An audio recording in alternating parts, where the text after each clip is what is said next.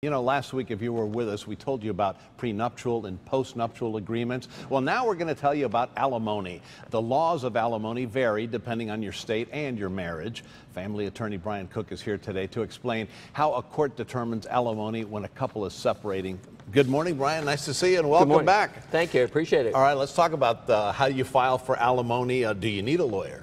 Well, it's not that you need a lawyer. In order to receive alimony, you have to file a petition for dissolution of marriage, and so it's part of the divorce process. Okay, so yeah. So you need a lawyer. And then what exactly is alimony? Alimony is a support payment. The amount of alimony is determined based on the recipient's need and the payer's ability to pay. So it's like a balancing scale, need and ability. All right, so how are the needs of the alimony recipient addressed? What is the court going to look at in these cases? Well, for the need itself equation, they're going to look at the reasonable lifestyle standard of living that the recipient has. They're going to consider the education factor, the work experience factor, whether there's residual income that the recipient is receiving. And then they balance it with the payer's ability to pay. In order for ability to pay, they look at the sources of income, whether it's a W-2 wage earner or 1099, whether the individual has a private business, a closely held business, and they'll trace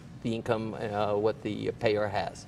So once it's set, is it set in stone, or it could be adjusted depending on things? After alimony is determined, whether by agreement of the parties or by the court, you can go always back for file a petition for modification that's post-divorce. Okay. All right, there are actually four different types of alimonies a lot of folks may not know about. How will the court determine which is best in each certain case? Well, normally if the marriage is 17 years or longer, the recipient has bought the ticket to seek permanent periodic alimony. Marriages 17 years or longer. Marriages are 7 to 17 years is durational alimony, and that's alimony that cannot exceed the length of the marriage.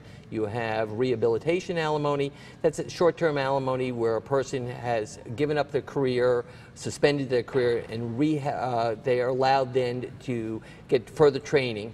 And then there's short-term alimony, bridge the gap alimony, which is alimony for a transitional period of time to allow a person to go from being a married person to a single person. I think you need a lawyer. That's just me talking, but I think it'd be better if you, I said at the beginning, yeah, do you need a lawyer? Yes, I think that'd be a good idea. Thanks for recommending us. Okay, I know you're partial to the cause, but all right, thank you for joining us again today. Thank you, I appreciate it.